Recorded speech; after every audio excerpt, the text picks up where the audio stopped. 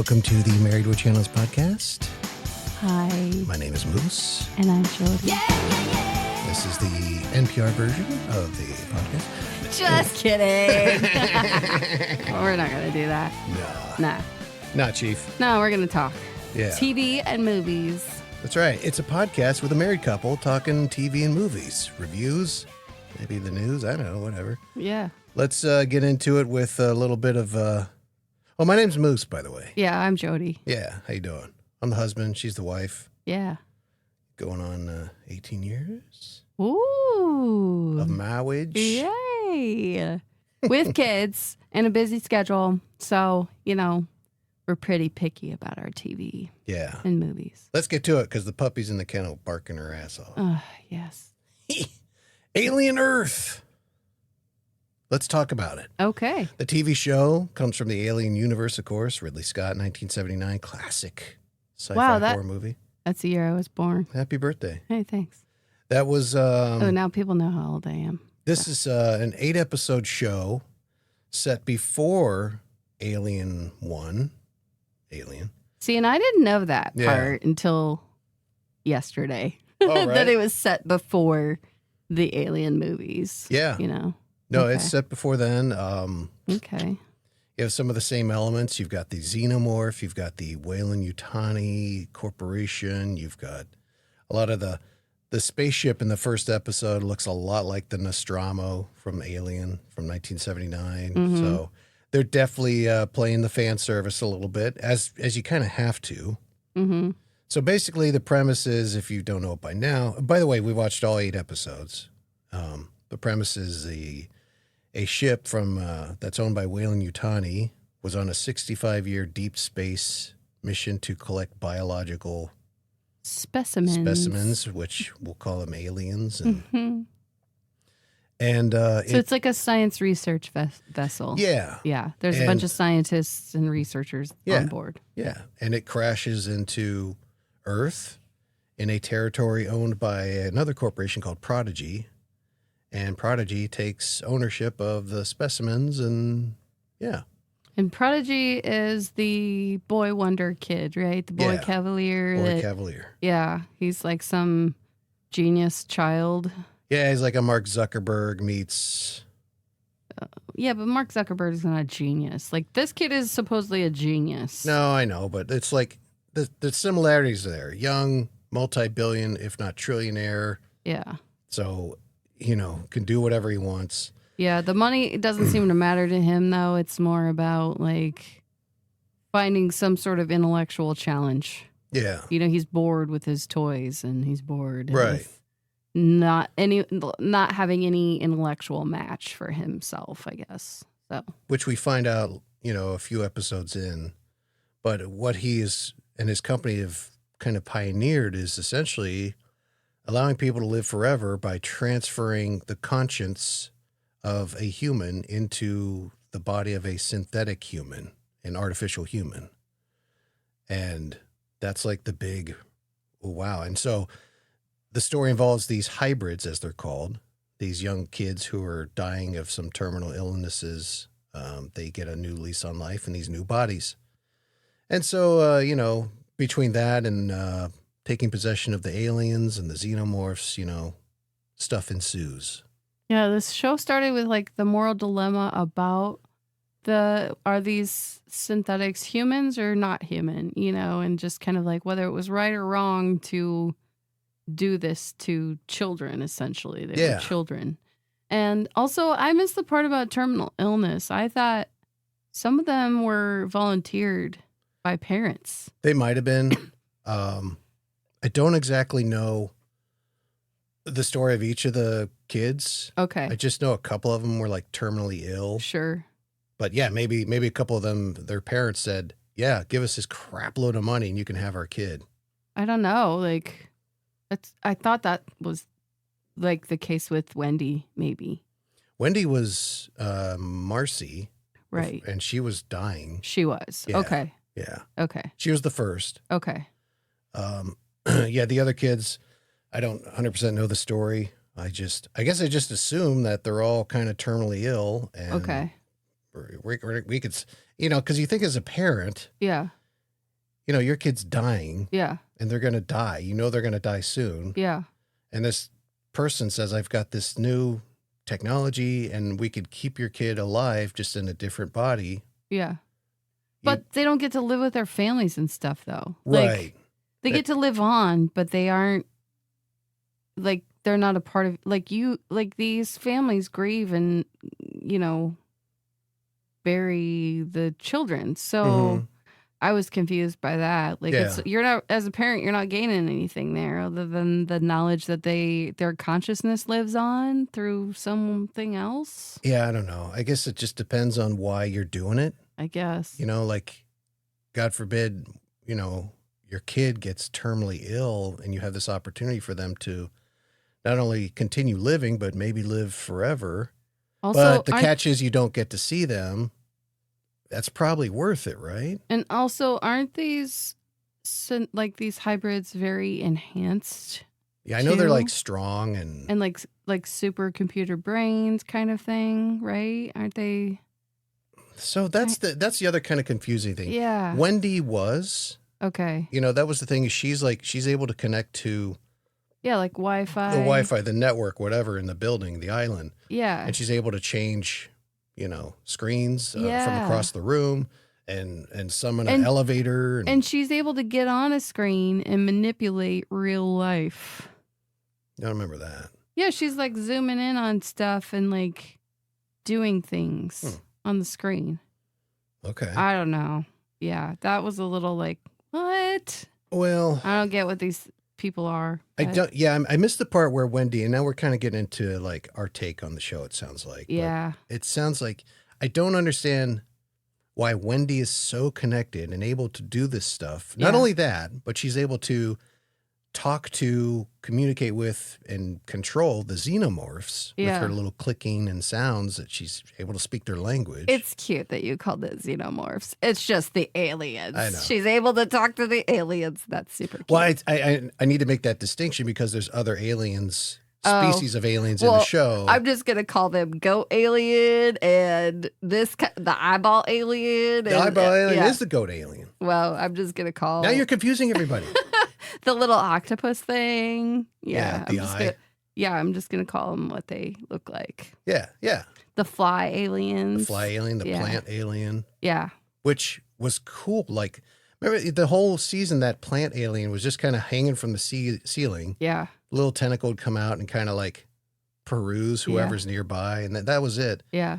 But in the last episode, it finally moved. Like it did this like kind of like camouflage technology thing where it blended in, like it bent light. Mm. So, and then it like actually did something. Mm-hmm. It grabbed somebody and Mm-hmm. kind of like I don't know, like an octopus grabbing a crab, I guess. Yeah. So anyway, that was cool. Mm-hmm. While we're talking about it, Yeah. I thought I like the new aliens they introduced. Like the goat alien and the octopus Wait, alien. What's the goat alien? The one with all the eyeballs. Oh, that's the Oculus. That's the eye. Oh, okay. Yeah. Okay. I was like, wait, what's the goat It's alien? a goat with a bunch of eyeballs. It's a goat that had the alien impregnated into its eyeball socket. They take Okay. control of it. Okay. Well, it's a goat alien. You're confusing everybody, Jody. No.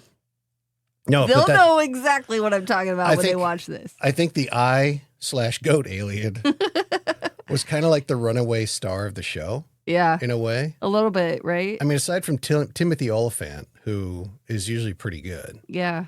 he played Kirsch, a synthetic. Yeah.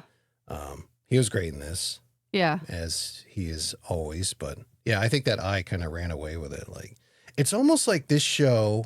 It's about alien Earth, Uh-huh. the alien universe.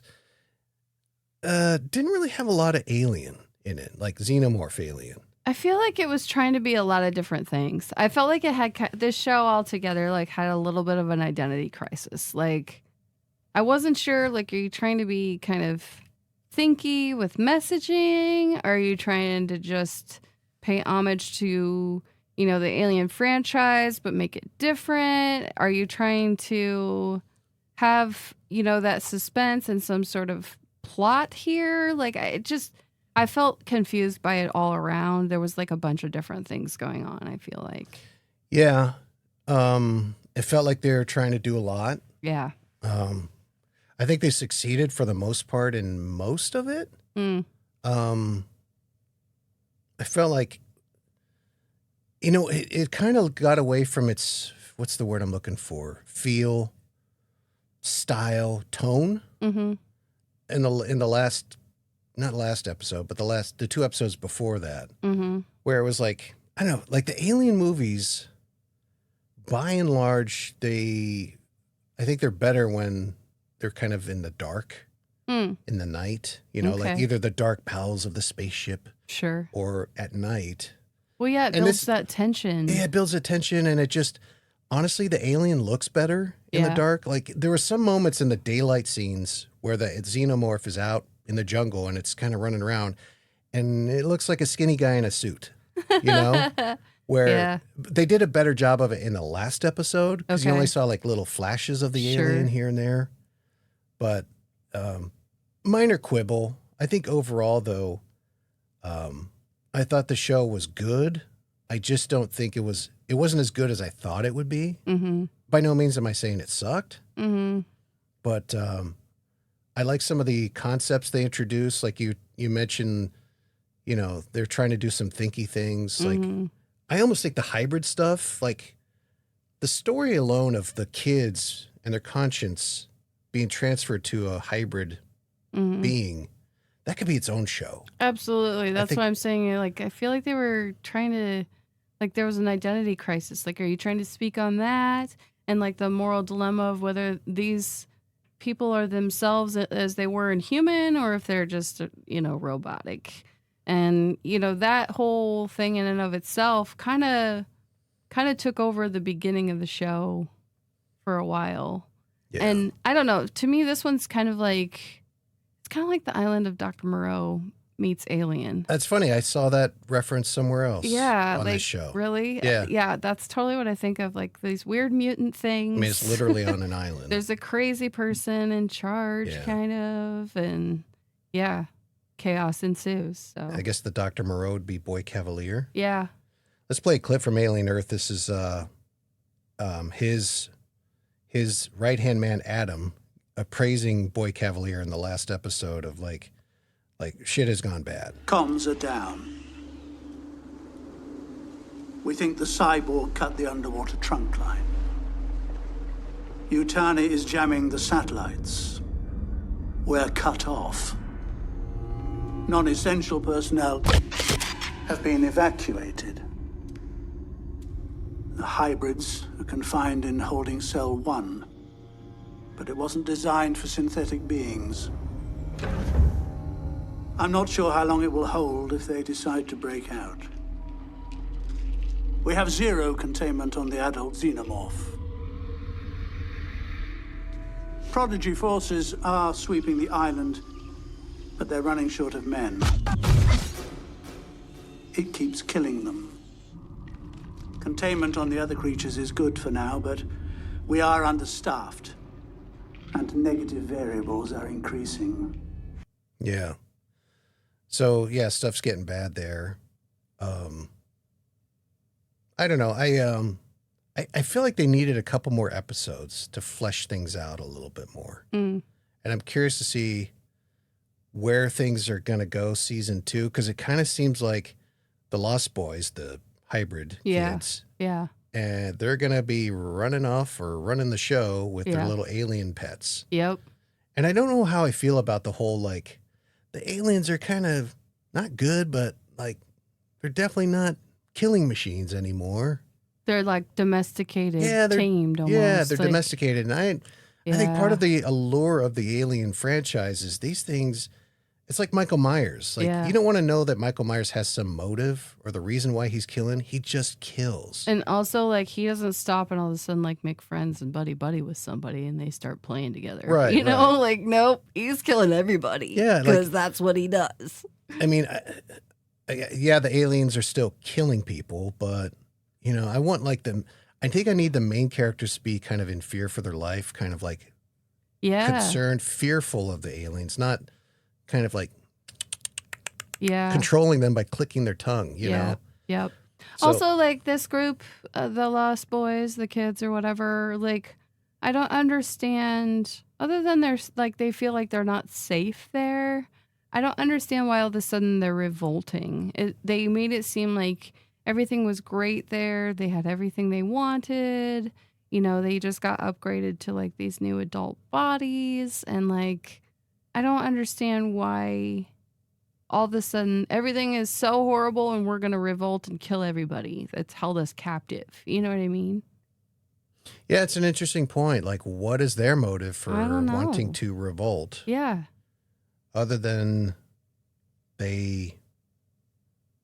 or maybe the life they want or have now is restricted because they're stuck on that island. And Well, maybe it turned sour because they realized that the humans in charge of them had the power to erase their memories. And because remember, she took away parts of that one. Nibs. Yeah, she took away parts of her memory. And so maybe they were like, oh, we can't trust these people. They've lied to us. You know, we're not safe here. Maybe that's what made it kind of turn all sour. And maybe that's the motivation. But I don't know, to turn into this, you know, revolting gang with killer aliens. I don't know. Well, I think you bring up a good point because I think that is where things started to turn. Mm-hmm. Nibs was getting kind of, we'll say, out of control. Mm-hmm. So they put her in the machine and they wiped out her memory of Her trauma. Mm-hmm. And then Wendy found out about it and she seemed to kind of turn a little bit. Yeah. What's interesting, speaking of Wendy, is she almost like she's,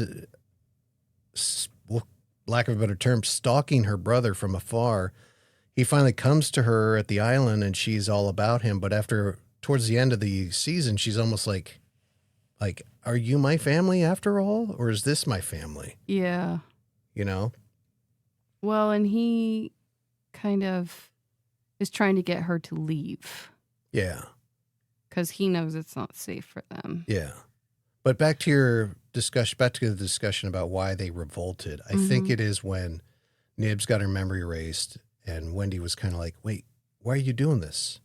No, you don't need to do it, you know? And I think that opened her eyes. Wouldn't you just leave? You're like this super smart, like synthetic being. Like, Yeah. wouldn't you just leave? You could find your way to a spaceship and go somewhere else. Like, I don't know. Well, so they have like trackers and they can remotely shut them down. Yeah. At least up until about episode Yeah, but she 5 or 6. She can hack into everything, so. Well, she didn't know that until midway through the season. Sure. I mean, I get what you're saying. I just don't think she realized quite how much power she had. Right. Until about episode 6 of 8. Yeah. Maybe 5. Well, I like that line of, was it the last episode where she was like, maybe they need to be afraid of us. Yeah. You know, and I was like, oh, Yeah. she gonna go baddie. Yeah, and Boy Cavalier, their last interaction, she's like, run. Yeah. You need to run because we're the monsters now. Yeah. Interesting. Yeah. Can we just speak briefly about poor Arthur? Oh, yeah. The poor scientist who's just trying to do his job, help the Yeah. kids. Yeah. He cared about him and slightly lures him into a face hugger. He gets a chest burster pop out of his chest. He's dead. And then at the end of the finale, that eye/goat alien Mm-hmm. pops his eye out. He's dead. Mm-hmm. And then takes over his body, sits up. Yeah. Poor Arthur. Can't catch a break even in death. Ugh. Gross. But Alien Earth, I didn't hate it. I didn't love it. I think it's good.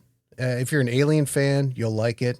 I think there'll be some moments where you'll be like, but I don't know. Yeah, it was just okay for me. Yeah. I didn't love it. It's just okay. Again, I felt like there's a lot going on here. You could have picked just one of these avenues and it would have been a great 8-episode thing. So, you know, Okay. it's all right, though. All right. Here's our review, our take on Alien Earth. Let's move on to a reality show. It is, I just had the title in my head. Fit for Fit for TV. TV, the reality of The Biggest Loser. Thank you, Jodie. You're welcome. A docuseries about The Biggest Loser, the, behind the scenes, some Former of the contestants talking about their experiences. And by and large, it was not a good experience for all but two of them. I know, right? Like, who knew? Well, I mean, I kind of knew that. Like, okay, so we watched this show back in the day, right? Like, I didn't watch every season religiously, but you get the idea. We've probably at least watched one season, maybe two of it. Yeah, that sounds right. So we get kind of the premise and the idea and whatnot. And even back then, watching it, I'm kind of like, yeah, they lose all this weight. It's not realistic, though, because they probably have their diet controlled. They're working out for like 8-10 hours a day. Like if you and I did that, we would drop weight pretty quickly too. Oh yeah. And so when you stop doing that, it kind of makes sense that you'd struggle with putting it back on again. Your body kind of gets used to that, Yeah, but I think that the crux of the show is essentially the process that they went through. Yeah. Whether it's the 8-10 hours of grueling workouts and calorie deficits, or there's allegations of caffeine pills being used, and like cheating, kind of. Some of the, I don't want to say abuse by the trainers, but a couple of them were a little bit pushy, shall we say? Yeah. But I think a lot of it is essentially they were kind of upset that they were kind of used to get ratings and sell product and build this billion-dollar empire. A lot of them felt like it was kind of making fun of fat people too. There was that. And exploiting that. And, a lot of them didn't get aftercare. You need help with the mental health aspect of your relationship with food, especially when it's kind of detrimental to your health. Like you're not supposed to weigh that much or eat that much or be that sedentary. You know that. You hear that. But something in you and your brain and your ability to control that is kind of out of your control. And these poor people didn't get any help with that part at all. Like they may have had success and felt great, but long term, if you don't deal with the root of the issues, they're just going to keep coming back. Yeah. No, and a lot of them kind of said as much. There's a part where they talked about how there was no aftercare. Yeah. They did the show. Yep. They lost their weight. Yeah. And then they go home. And that's it. Yep. And I kind of get where the producers are coming from. We're not a health clinic. This is a TV show. I think, though, you probably could have had your cake and eat it too, no pun intended, where you could do the show and even on the show say, they're going to do this. And even afterwards, we're going to keep track of them and we're going to hire a nutritionist to help them in their home and blah, blah, blah, blah. Because then you look like you're kind of, a good entity, not just like in it for the ratings and the money. Well, at the very least, yes, they should have provided some nutritional support, some counseling support, and a personal trainer, at a gym membership. Like the franchise made so much money. I mean, they licensed products and cookbooks and, weight loss supplements and shakes. And I mean, the franchise made a ton of money and it wasn't just a show, And so to me, you can't chip off a little bit of that to every person that's ever been on there as a contestant to support their lives outside of this. And maybe not even in longevity. Maybe it's just like for 10 years. Or a year. I mean, yeah, they could have done something.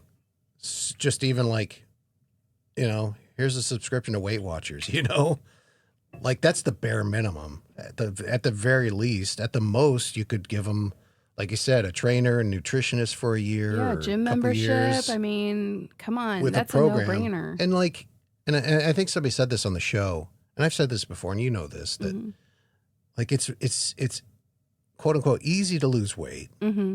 It's hard to keep it off. You got to change your lifestyle. Well, I think they're both hard, so I disagree with that statement. Losing it's hard too in the first place. Even calorie restriction and increasing exercise, it's really discouraging sometimes when you step on the scale and you're like, really? let me rephrase it. Okay. Losing the weight is the start. Yeah.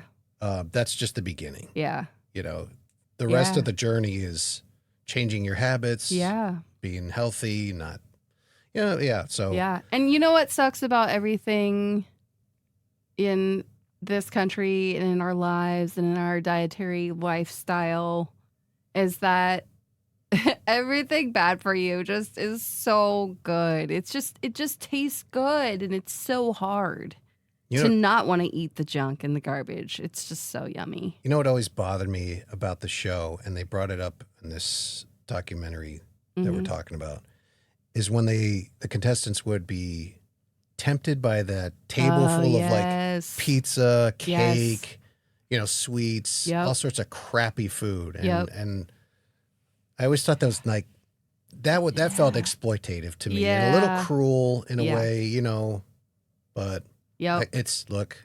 again, they're making a TV show. I know, but it's like sitting an alcoholic down in front of a beer and Yeah. like just smell it. Smell it. Yeah. Like, no, don't do that. I feel like the same. Like that was just wrong, Yeah. to do. But I mean, I'm not surprised that a lot of these contestants, all but two, there's those two sisters who love it. Mm-hmm. And I should point out all the contestants that they interviewed. Mm-hmm. There are many more who they didn't interview. Don't know what their experiences were. If they, reiterated that this is no good, or if they loved it. Yeah. What their success was afterwards. Did they keep the weight off? Yeah. But it's no shocker that these people did not have a good experience. Yeah. And it's sad that a lot of them couldn't keep the weight off Yeah. afterwards. Yeah. But hey, it was a great TV show. Yeah. Yeah. I feel bad for them. I also I never liked the trainers. Like people kind of turned them into god and goddess, and I never really liked them, and they profited a lot from this too. I never liked Jillian Yeah, Michaels. What's yeah. interesting, she did not agree to participate in the documentary. Yeah. And she's actually, there was a rumor she might sue Netflix and the producers of this documentary. Really. Yeah, but I didn't really like her on the show. Right. I always thought she was very grating, and I guess she's playing a character. Yeah. She's got to be that big, bad, bully trainer in a way. Well, I will say this, after watching that, it's like, I never want a personal trainer to talk to me at the gym ever. Like, nope. But that's the thing. I've seen, I've never had a personal trainer. Yeah. I've seen them Yeah. at the gym, and they're never like, come on, you can do it. What are you doing? I know. It's usually like, give me two more. You can do it. When I've seen it, it's been positive. I know. They're always like, you can do this. Push it. Yeah. Push it. All right, we're good, It's interesting that the one, But because it's TV, they have to embellish it a little bit. well, and I don't know, those two don't hold a lot of weight for me because, then, Bob went on to have a heart attack, a massive heart attack. It's like, well, you're fit and you work out and that still happened to you. But so they never touched on his heart attack in the sense of what caused it. yeah, they didn't talk about because that at all. So you're it's my assumption Yeah. that he had a heart attack because maybe he's genetically predisposed. It's in Maybe. his family or something. Maybe. Because they never said, he smoked a lot. Or, Right. I don't know. But Bob always seemed like kind of the nice guy. Yeah, kind of. Yeah. I mean, there were moments where he was yelling, yeah, but he always, between Jillian and Bob, I'd rather have Bob absolutely. as my trainer. Absolutely, yeah. But Just- those two, their careers catapulted from this show. They profited from this big time, and I don't know. Now seeing this, it's kind of disappointing. Yeah. How exploitive it was. What am I trying? Exploitative. Yeah, thank you. Brain not work, but it just is kind of sad now. And Yeah. look, maybe it did a lot of good things for a lot of people. Maybe it got people to get up and move their bodies and Sure. get a healthier lifestyle and, maybe make some real changes there for their health and for their betterment. And so for that, maybe there is some good there out in the world. Yeah, I don't want to poo-poo on the show because, look, it's a TV show. Right. They're trying to do stuff that's visually and entertaining. And it's reality TV. Let's talk about how bad that was Well, yeah, but back so- in that age.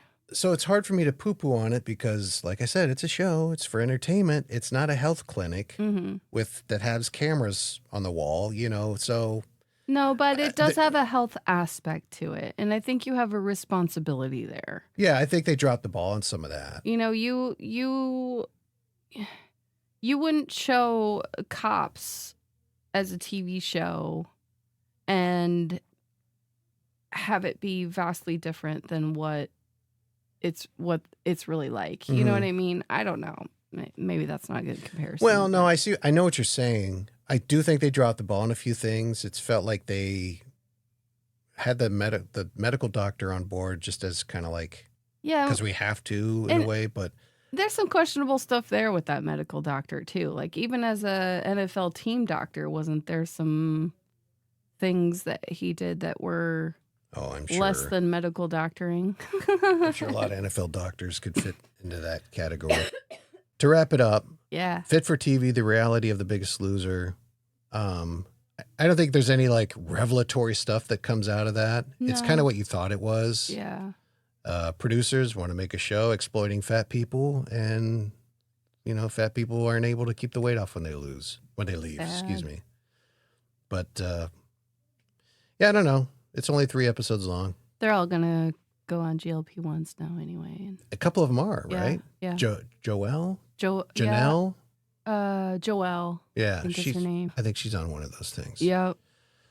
But anyway, so because she said it just turns off the food noise. Yeah. And some people, again, that's where that aftercare and that mental health aspect like would come into play, and they probably would have kind of discovered that Joelle is a person that can't stop thinking about eating or can't stop thinking about food. It's almost like a brain obsession, something that you're passionate about, I didn't think it had any psychological effects. It was just like changes your appetite. It doesn't have psychological effects, but it turns down the cravings for. Okay. And then you kind of probably just stop obsessing about it so much and thinking about it so much. Maybe you replace those thoughts with other things that are, more meaningful and important in life. That's my understanding of it. But again, I'm not on them. I'm not a doctor. I'm not giving out medical advice. Don't know. But again, they just kind of didn't address any of those things that motivate people to eat like that, and or how not to eat like that. Yeah. So I look forward to the reality show where people just take a bunch of Ozempic. Nah, that's not good TV. They won't do that. No, they won't. Yeah. That's going to do it for us. Yeah. Yeah, it's Married with Channels podcast. You can follow us on Twitter, and I still think I need to set up a Blue Sky account. But anyway, on Twitter, it's Married, @MarriedWChans, 2 N's. And share, tell your friends. Absolutely. Until the next podcast with a married couple talking movies and TV shows. My name is Moose. I'm Jodie. We'll see ya. Bye.